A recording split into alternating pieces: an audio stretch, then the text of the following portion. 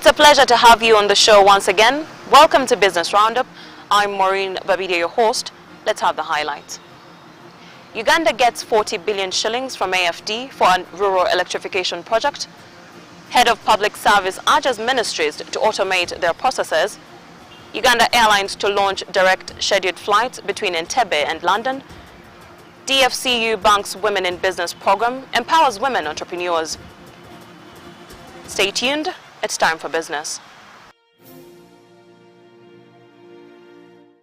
On to our first report.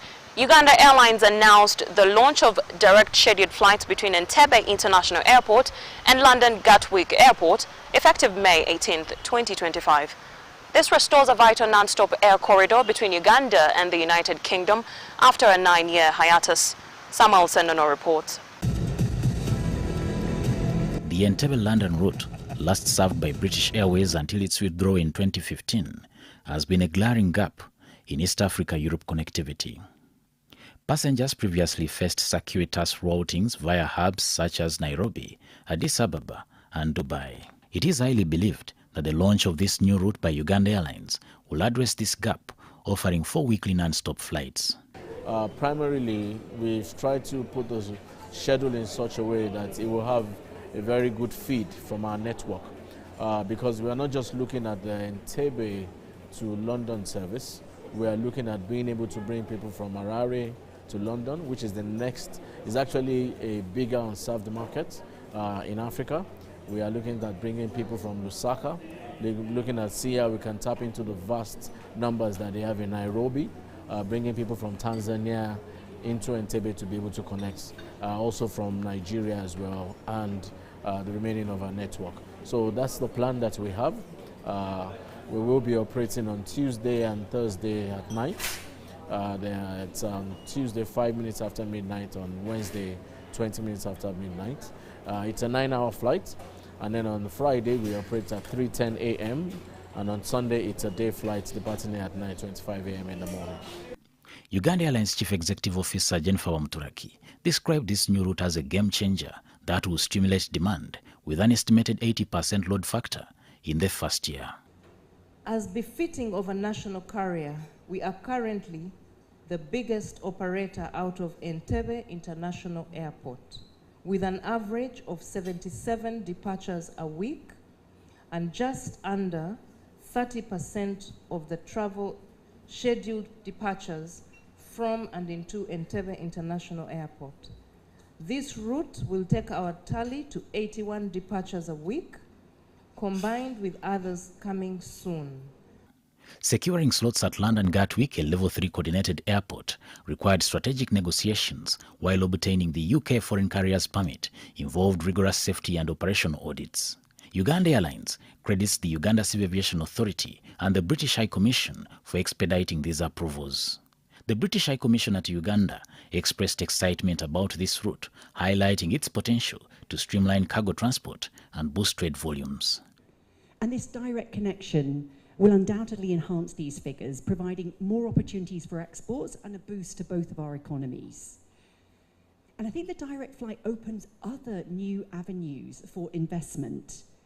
With easier investment, with easier access, we can attract more investors to Uganda, fostering economic growth, creating jobs.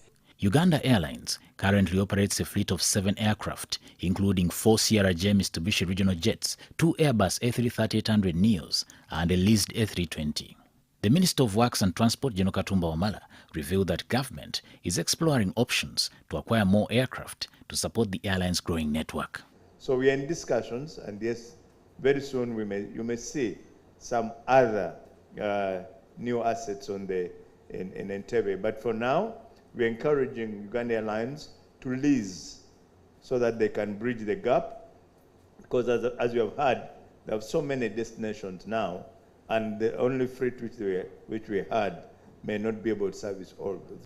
With the UK accounting for 12% of Uganda's international arrivals in 2023, this route is also expected to significantly boost tourism and business travel. When offering direct link for tourists from UK, makes it more convenient for visitors from UK to come and enjoy the diverse attractions that nature has gifted Uganda. Now, this also puts another challenge on my lap, that I must make the roads as good as possible so that when the tourists land in Entebbe, they can drive as fast to go and see the beauty in the countryside. This Entebbe-London Gatwick route marks Uganda Airlines' evolution from a startup carrier to a full-scale global player. So we've actually come into that season where we need another form of capitalization, recapitalization. Now this is in line with aircraft. We need new aircraft. If you had the minister, he mentioned, we'll be getting 4 mid-range, 2 wide bodies and 2 cargo freighters as a start. But then we're also going to be leasing, because as you noticed, our routes are more than the fleet we have. To attract travelers, Uganda Airlines has introduced promotional round-trip fares starting at $733, an offer that the airline executives believe will drive strong demand.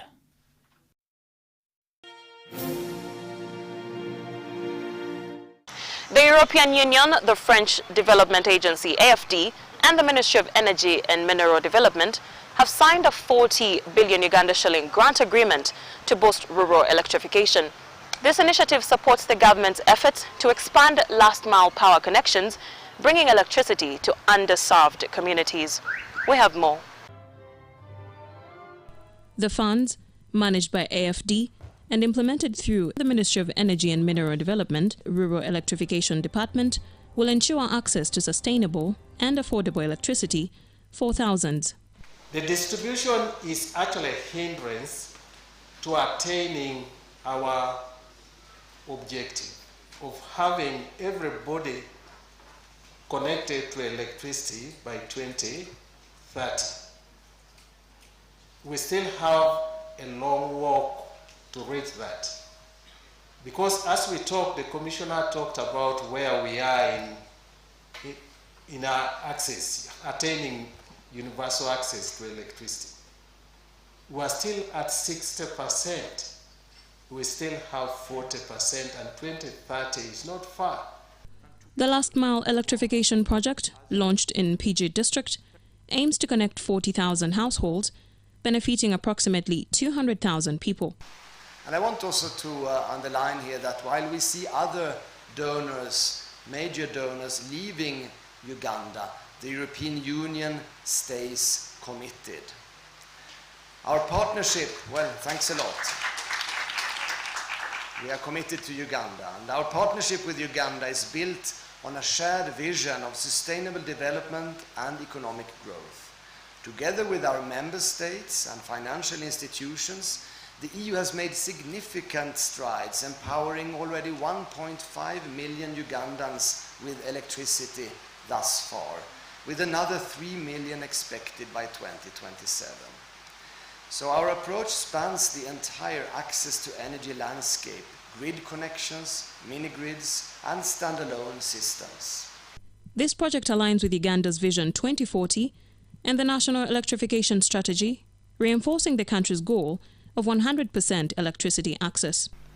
The last mile connection projects will extend the national grid to the underserved communities, ensuring that families light their homes, that the students can study at night, and that the businesses operate efficiently. PG District Local Government will work hand in hand with the partners to ensure the efficient implementation of last mile project. We will ensure that our communities are well informed, actively engaged, and equipped to take full advantage of the benefits that come with electrification efforts. While electricity is vital for social and economic development, many rural areas still lack reliable and affordable power.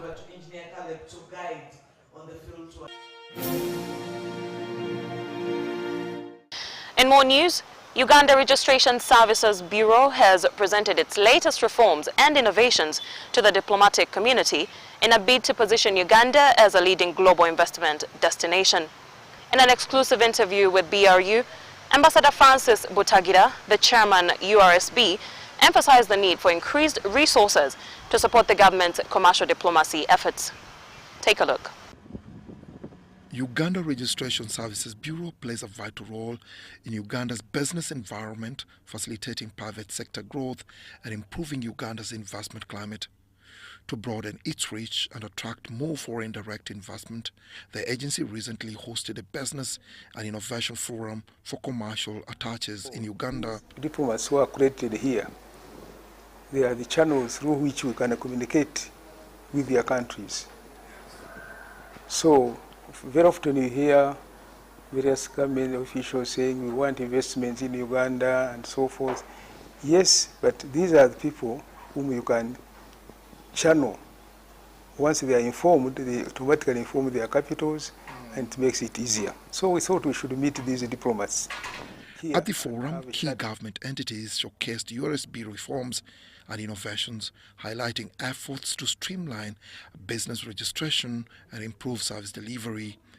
At a time when the Minister of Foreign Affairs is urging diplomats deployed overseas to actively market Uganda as an investment destination, calls for increased resources to support these initiatives were made. These days now they say, okay, commercial diplomacy is at the center stage. The other activities are really ceremonial one. But if you want Uganda to succeed, we must sell our country. We must hold investment forums. All these things need some money. And I think commercial diplomacy should not be just giving lip service. Okay. They should do something about it in a concrete way. Ambassador Butagira emphasized URSB's public service role, noting that the information it manages is essential to both businesses and individuals across the country. The agency continues to serve as a cornerstone of Uganda's business registration and intellectual property infrastructure. Whereas, for instance, it used to take almost weeks to register a company, even a month. Yeah, I recall those days. You come here, nothing moving. But do you know now we can do it in 3 hours or less to register a company? These other documents in 1 hour. All legal documents, which means, therefore, that if I'm a very good or careful investor, I will go to this country where it takes me a short time to register my company. And Uganda now is one of them. I think we are now the best. While civil registration responsibilities have been transferred to the National Identification Registration Authority, NIRA, URSB maintains extensive records, including private company registration, name changes, and legal documents. We have made it easy. In fact, most people want to come and marry here, yes. Because it is easier, less cumbersome, and a few minutes you are there. So if you really want to safeguard the importance of this, and the people are coming to realize, for instance, why they should register their marriage. Yes. Dennis Ikoa for UBC.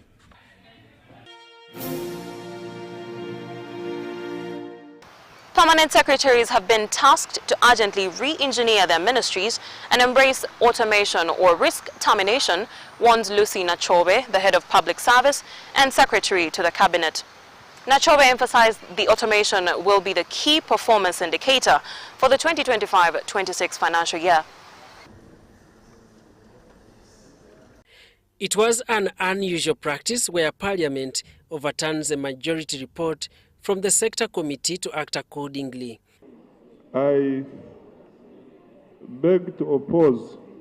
The Parliamentary Committee on National Economy, backed by a section of the MPs, presented a suggestion that the loan request for the Umeme buyout be halted until the Auditor General completes valuation. And considering the period remaining to come to the end of the lease and assignment agreement, the Auditor General expeditiously reconciles with ERA, UEDCL, and the Auditor General to determine the Umeme payout cost and submit it to Parliament to guide the approval of the loan request. Handle in a proper way can we respect our rules? And then they'll guide us at the exact amount when it is due, well audited, then we'll proceed. Right, Honourable Speaker, I'll rise to support, but let us really be fair to ourselves and the country. I'm hard-pressed to believe the Minister of Finance here when he commits to us that you give me the 190. If I discover I'm meant to give them less, I'll only give them that part. Because, and examples have been given, this same minister has promised us here are not fulfilled. But the Minister of State for Finance in charge of general duties, Henry Musasizi, quickly objected the report of the committee, citing time constraint. We need not less than a week to manage the next steps. Okay, just to, yes, if we fail to pay by the 31st, it will be 10% for the first 30 to 45 days, 15% 46 to 90 days, and 20% after 91 days. We have very few days on which to make a decision. There is interest that is going to accrue that the taxpayers of Uganda will pay on account of Parliament delaying a decision. Are we going to carry that burden that we will incur the 10%, the 20%? The funding is intended to finance the compensation of Wememe Limited for the unrecovered capital investments in accordance with the lease and assignment agreement. This is in response of a guidance by the head of state to the Minister of Finance to ensure that the required funds for the buyout of Wememe Limited are sourced by the time the concession agreement expires. This Parliament provided an investigation which took 2 years, and this Parliament condemned those who signed that agreement. And this very buyout was a recommendation of Parliament. Last week, Parliament passed a supplementary budget to the cause, which now awaits source of financing. This is the spirit that a loan request of $190,988,566, equivalent to Uganda shillings 725.7 billion, is secured from Stanbic Bank. Approving the loan request called for back-to-back questions on who could have compromised the process, which has turned out to be on a gunpoint.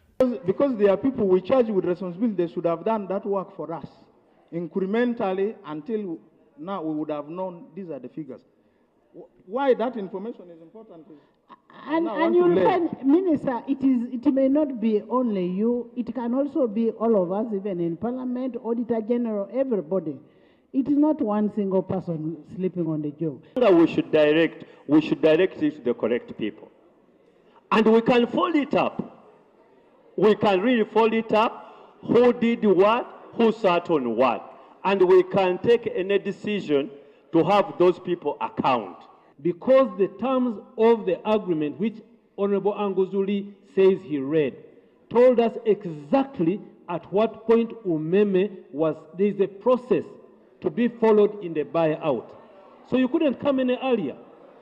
The MPs were caught off guard by a motion by MP Ismail Isaac of Padiere County to disregard the report of the committee and proceed with the minister's position. This was also backed by the Attorney General, Chiowa Chiwanuka. So that we process the loan and we pass it. A motion to borrow up to euro equivalent of $190,988,566 from Stanbic Bank for the Omeme Limited buyout.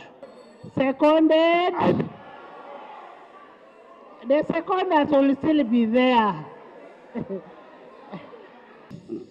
With the amendments, those in favor say on the contrary, nay. The ayes have it. The manner of the loan approval was deemed strange by some MPs who cited that the deliberations were in anticipation since the Auditor General's valuation report is still in waiting. To support the deployment of the Uganda People's Defense. Parliament has approved a loan request to finance the compensation of Wememe Limited for the unrecovered investments.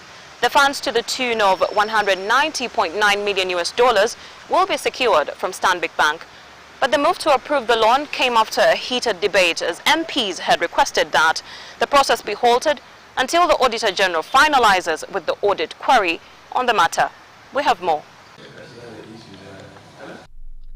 March is widely recognized as Women's Month, a time dedicated to celebrating and empowering women. For DFCU Bank, the 2025 Women's Month campaign is centered on strengthening the capacity of female entrepreneurs. And our focus is mainly women entrepreneurs who own more than 50%, or some are sole proprietors, while others are managing businesses where the leadership is mainly more than 30% of the leadership. So it involves engaging these women, listening to their needs, and women have quite a number of needs. So some of them come to us looking for funding, others are looking for information, others are looking for mentoring. So a typical day involves supporting these women with their needs. She highlighted the bank's role in championing women-led enterprises through strategic partnerships. Among these is the Grow Fund, a World Bank and private sector foundation Uganda initiative that prioritizes financial support for women entrepreneurs. We have the Grow Funds, and these we are mainly looking at women entrepreneurs where they have more than 50%, 51% ownership, and these funds are given to them for a tenure of up to 2 years, and we give them between 4 million to 200 million, so at an interest rate of 10%. So that's one of the products that is available to the women out there. Then we also have EIB funds. This is from the European Investment Bank. These funds are also readily available to our women. We give them at 17%, and we can go up to 1 billion and do up to 5 years, between 2 to 5 years. Beyond access to capital, financial literacy and business management skills are crucial for success. Atuheire attributes the high failure rate of Ugandan enterprises to several factors, with expensive capital and poor business practices being among the most significant challenges. Women have a challenge of networking. Yes, and accessibility to information. So what we do is organize these workshops and mentorship programs where the ladies meet and exchange ideas, which helps them in their businesses. Despite these challenges, she insists that success is possible for those who adhere to 3 key principles: financial discipline, strategic planning, and continuous learning. So my advice to the young woman out there is very simple. Start, learn, and grow. What do I mean by starting? Do not wait to save up 100 million. That might take you a whole lifetime. So start now with the little that you have. Marion Awori, Dennis Sigowa for UBC.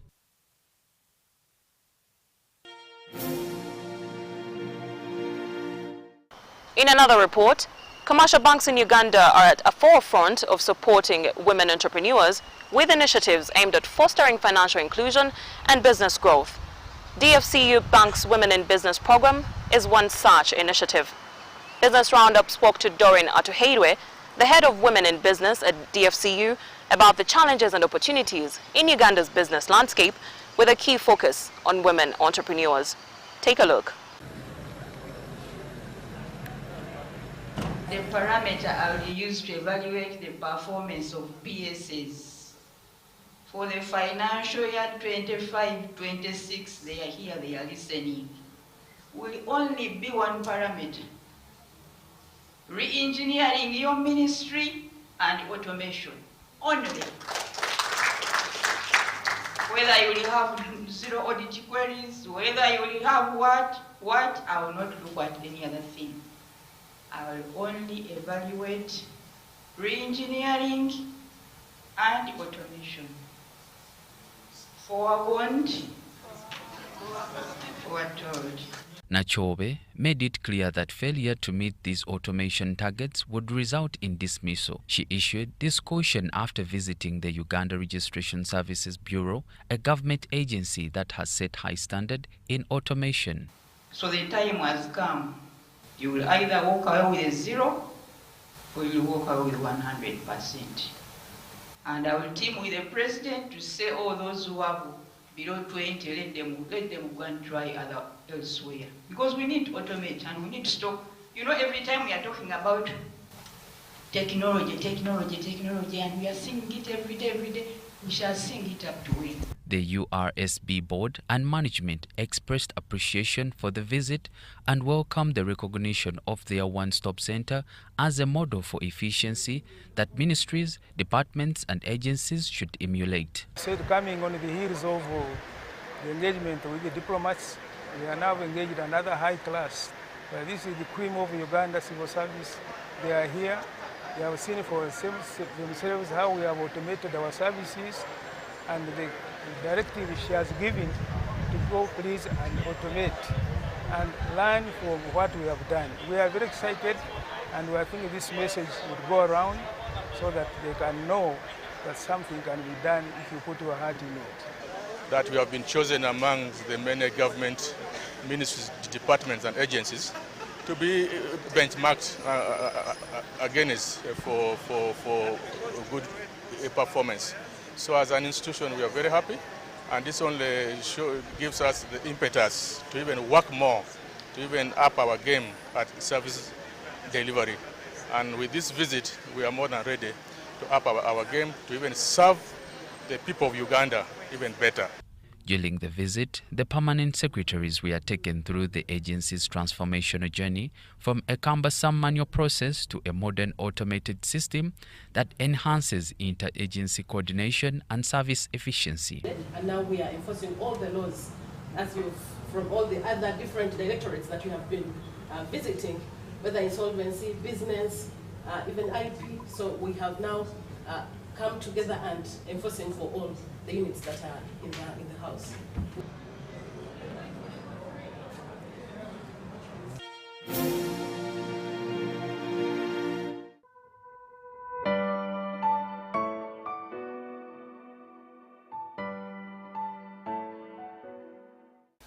And I would want to send a message out to the UMEME staff. Apply for the positions as they occur. We want to have a smooth transition. We are not going to import people who are going to run the distribution. I'm going to rely on the expertise that you have and the experience you have. So nobody should actually fear that he's going to lose a job. It's just a transition from one service provider to the next one. And you'd actually be coming home. Because UADCL is a home where you started from, and then many of you crossed over to UMEME, and I'm telling you now to come back home.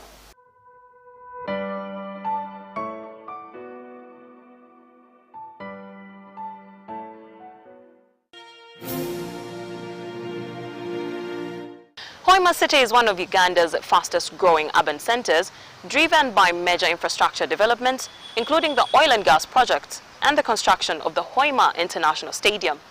Get a stunning aerial view of the stadium in this edition of Sounds of Business.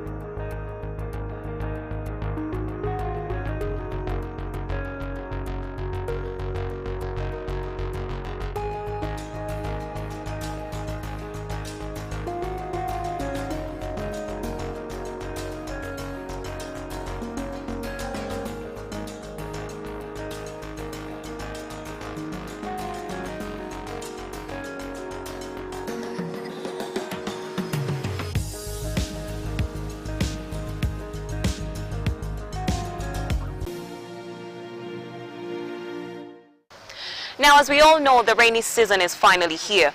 So instead of complaining about the heavy downpour, make the most of it. Grow some crops or harvest the rainwater for home use. That's our parting shot as we mark the Water and Environment Week. Cheers.